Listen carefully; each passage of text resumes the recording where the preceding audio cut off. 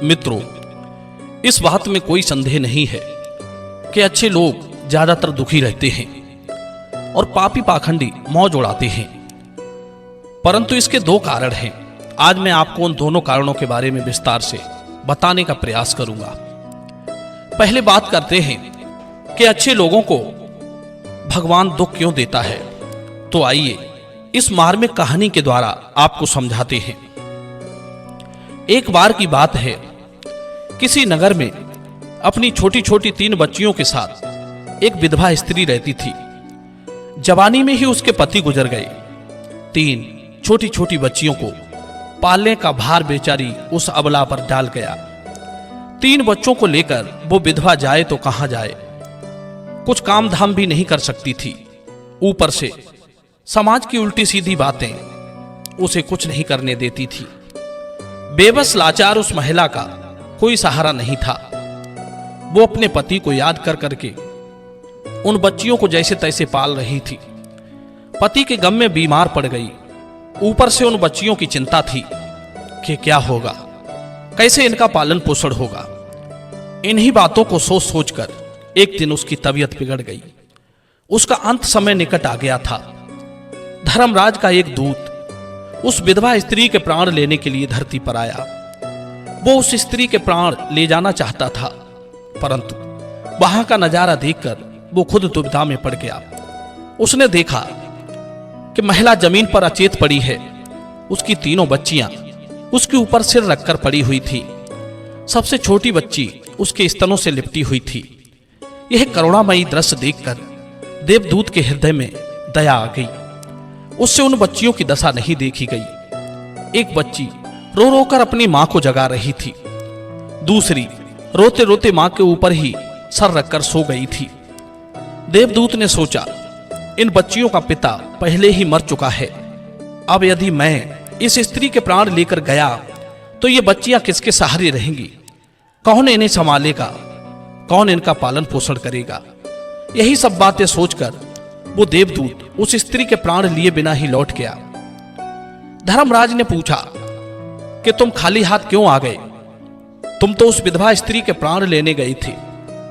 तब देवदूत कहता है, हे स्वामी, मेरी गलती को क्षमा करना। मैं चाह कर भी उस स्त्री के प्राण ना ला सका। मेरी जगह यदि आप होते तो शायद आप भी खाली हाथ ही लौट कर आते। मैं उस महिला की अबोध बच्चियों का दुख नहीं देख पाया। जब मैं उसके प्राण लेने गया तो मैंने देखा कि उसकी 3 छोटी छोटी बच्चियां उसके ऊपर पड़ी बिलख रही थी। उन्हें कोई वहां देखने वाला भी नहीं था। यदि ऐसे में मैं उस महिला को ले आता तो उन बच्चियों को कौन देखता? कौन उन्हें पालता पोसता? पृथ्वी लोक के मनुष्य तो इतने स्वार्थी हो गए हैं कि बिना मतलब के कोई किसी का सहारा भी नहीं बनता। यदि कोई किसी की मदद कर भी देता है तो वो बदले की उम्मीद करता है, या फिर उसे अपने एहसान के नीचे जीवन भर दबा कर रखना चाहता है। देवदूत बोला, हे स्वामी, मैं चाहता हूं कि उस महिला को थोड़ा जीवन और दे दिया जाए ताकि वो अपनी बच्चियों को पाल पोस कर बड़ा कर सके। देवदूत की बात सुनकर धर्मराज ने उसे डांटते हुए कहा, रे मूर्ख पार्षद, ईश्वर की बनाई हुई सृष्टि में ना कोई एक क्षण घटा सकता है और ना कोई बढ़ा सकता है। उनकी मर्जी के बिना ना तुम किसी को जीवन दे सकते हो, ना समय से पहले मार सकते हो। ईश्वर जो करता है सबके साथ अच्छा ही करता है। तुम कौन होते हो विधाता के लेख को बदलने वाले? तुमने उस महिला को ना लाकर ईश्वर के नियमों का उल्लंघन किया है। तुमने बहुत बड़ा अपराध कर दिया है, इसलिए तुम्हें इसका परिणाम भोगना ही पड़ेगा। जाओ, जिस पृथ्वी के मनुष्यों से तुम्हारी ममता है उसी पृथ्वी पर मनुष्य बनकर अपना पाप भोगो। देवदूत कहने लगा, हे स्वामी, धरती लोक से मेरा उद्धार कब होगा और कैसे होगा? तब धर्मराज कहते हैं, हे दूत, धरती पर जाकर जब तुम 3 बार अपनी मूर्खता पर खिलखिलाकर हंस लोगे तब तुम्हारा उद्धार हो जाएगा। मित्रों, इतना कहकर धर्मराज ने उस दूत को धरती पर धकेल दिया। वो धरती लोक पर मनुष्य शरीर में आ चुका था। उसके शरीर पर वस्त्र नहीं थे। मित्रों, यहां का एक नियम है कि जब कोई मनुष्य जन्म लेता है तो उस समय वो नग्न होता है। देवदूत ने जन्म तो नहीं लिया, पर वो निर्वस्त्र ही एक सड़क के किनारे पड़ा ठंड से ठिठुर रहा था। वहीं से एक मोची गुजर रहा था। वो मोची ठंड से बचाने के लिए अपने बच्चों को कपड़े लेने जा रहा था। रास्ते में ठंड से ठिठुरते एक नग्न व्यक्ति को देखकर उसे दया आ गई। उसने अपने बच्चों को तो कपड़े नहीं लिए, लेकिन उस देवदूत को कपड़े और कंबल जरूर खरीद लाया और वे कपड़े लाकर उस देवदूत को दे दिए। देवदूत कहने लगा, हे भाई, आपने मुझे कपड़े देकर मुझ पर बहुत बड़ा उपकार किया है, लेकिन कपड़े देकर आपने ठंड से तो मेरा दुख दूर कर दिया, पर मेरा ना तो कोई घर है, न परिवार है, न भोजन का कोई साधन है। तब मोची बोला, हे भाई, तुम मेरे घर चलो, मैं तुम्हारा सारा खर्च उठाऊंगा। मित्रों, अब तो वो मोची उस देवदूत को लेकर अपने घर पहुंचा। उधर मोची की पत्नी ने देखा कि उसका पति बच्चों को कपड़े लेने गया था। कपड़े अपड़े तो कुछ लाया नहीं, उल्टा एक आदमी को घर बुला लाया है। पत्नी अपने पति से झगड़ने लगी, उसे भला बुरा कहने लगी। यह देखकर वो देवदूत बहुत जोर जोर से हंस पड़ा। मोची ने पूछा, अरे भाई, तुम हंसते क्यों हो? ऐसा क्या देख लिया आपने? तब देवदूत ने कहा, हे भाई, मेरी हंसी का रहस्य मैं आपको अभी नहीं बता सकता, समय आने पर मैं तुम्हें स्वयं बता दूंगा। मित्रों, अब तो वो देवदूत उस मोची के घर में रहने लगा और कुछ ही दिनों में उसने मोची का सारा काम सीख लिया। देवदूत के द्वारा बनाए गए जूते और चप्पलें खूब बिक रही थी। चंद रोजों में मोची धनवान बन गया। दूर दूर तक उसके जूते फेमस हो गए थे। यहां तक कि राजा महाराजा तक उससे जूते बनवाने का आदेश देते थे। जब से देवदूत उसके घर आया था, उसकी तो किस्मत ही चमक गई थी। धन की कोई कमी नहीं रही, सब कुछ अच्छा चलने लगा। एक दिन की बात, राजा का एक सैनिक एक चमड़ा लेकर उसी मोची के पास आया और बोला, देखो, हमारे महाराज इसी चाम के बने हुए जूते पहनना चाहते हैं। ये चाम बड़ा कीमती है, तुम इसके ठीक से एक जोड़ी जूते तैयार कर दो। ये चाम खराब नहीं होना चाहिए, पर ध्यान रखना, इस चमड़े के जूते ही बनने चाहिए। भूल से भी इसकी चप्पल मत बना देना।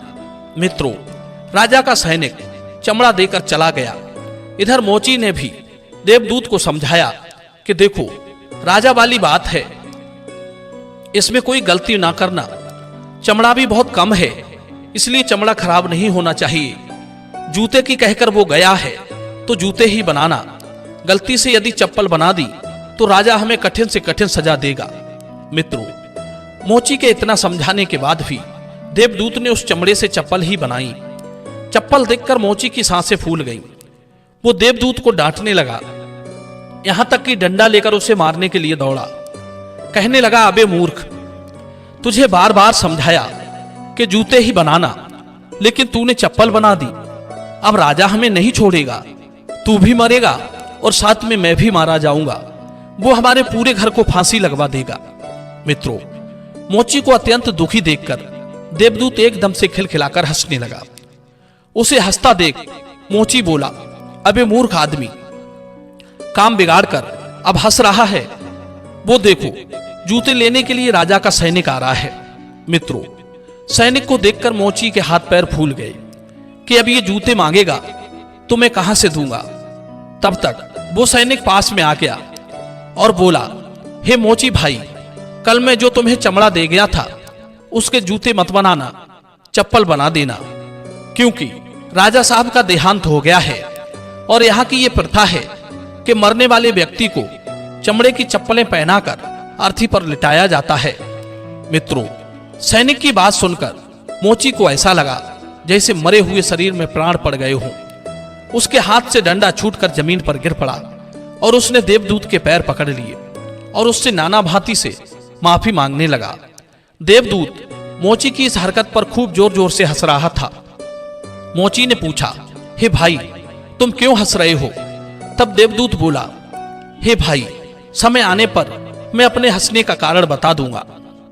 मित्रों, एक दिन की बात, मोची की दुकान पर 3 नौजवान लड़कियां एक बुढ़िया के साथ आई थीं। उन तीनों लड़कियों की शादी होने वाली थी।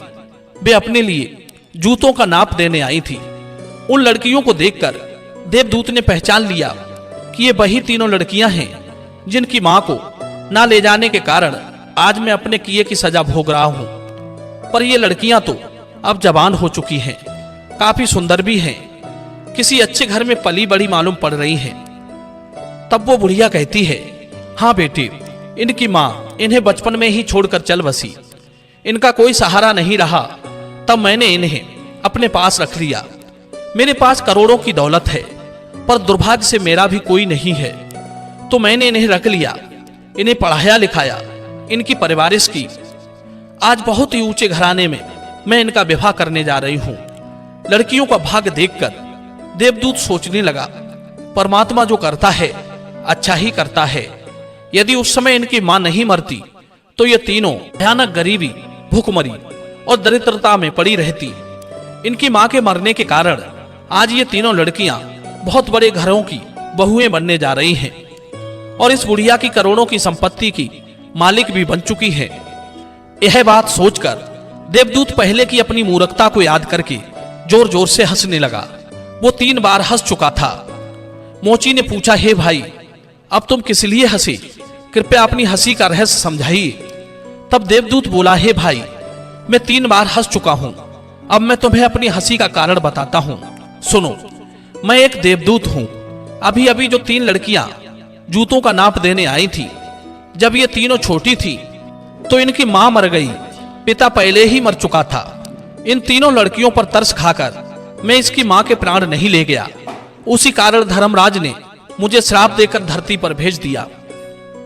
मैं निर्वस्त्र एक सड़क किनारे पड़ा था, तब तुम मुझे अपने घर बुला लाए। घर आकर तुम्हारी पत्नी तुमसे खूब लड़ी थी, वो भी इसलिए कि तुमने अपने बच्चों के कपड़ों के पैसों से मेरे लिए कंबल और कपड़े खरीद दिए। तब मैं पहली बार तुम्हारी पत्नी की मूर्खता को देखकर बहुत हंसा था। तुम्हारी पत्नी उन पैसों को देखकर दुखी हो रही थी जो तुमने मेरे ऊपर खर्च किए थे, पर तुम्हारी पत्नी उस लाभ को नहीं देख पा रही थी जो मेरे आने के कारण तुम्हारे घर की किस्मत बदलने वाली थी। दूसरी बार मुझे हंसी तुम्हारी मूर्खता को देखकर आई, जब तुम राजा के जूते ना बनाने के कारण मुझे डंडा लेकर मारने के लिए दौड़े थे। उस समय तुम राजा के जूते वाली बात सोच रहे थे, पर तुम्हें यह नहीं मालूम था कि राजा के साथ में क्या घटना घट गई है, जो राजा के जूतों से अधिक चप्पलों की आवश्यकता पड़ गई है। हम वही देखकर या सोचकर शोक या हर्ष मनाते हैं जो हम देखते हैं, पर हम उसे नहीं देख पाते जो हमें दिखाई नहीं देता पर होने वाला होता है। कई बार परमात्मा हमारे अच्छे के लिए, हमारी भलाई के लिए हमारे साथ बुरा करता है, पर हम उसी बुरे को देखकर परमात्मा को कोसने लगते हैं। हम उस अच्छे को नहीं देख पाते हैं जो भविष्य में हमारे साथ होने वाला होता है। कई बार वर्तमान में हमारे साथ अच्छा होता है, तब हम बहुत खुश होते हैं, पर भविष्य में हमारे साथ बुरा हो जाता है, उस घटना को हम नहीं देख पाते। किसी घटना के साथ अच्छा या बुरा दोनों तरह के परिणाम जुड़े हो सकते हैं। हमें हर घटना को ईश्वर की इच्छा समझकर चलना चाहिए। अच्छे लोग दुखी क्यों रहते हैं, इसके दोनों कारण यही है। पहले तो अच्छे लोगों के साथ बुरा इसलिए घट जाता है कि बाद में उनके साथ अच्छा हो सके, और दूसरा कारण यह है कि अच्छे लोग दुखी रहते हैं, इसका दूसरा कारण है उनको ईश्वर से जुड़े रहने के लिए जरूरी है कि उन पर दुख आते रहना चाहिए। मित्रों, इस प्रकार वो देवदूत उस मोची को समझाकर फिर से धर्मराज के यहां चला गया। मित्रों, ये कहानी आपको कैसी लगी? कमेंट सेक्शन में आप अपनी राय जरूर रखना। मिलते हैं अगली बार नई वीडियो में नई ज्ञान चर्चा के साथ। आप सभी का बहुत बहुत धन्यवाद।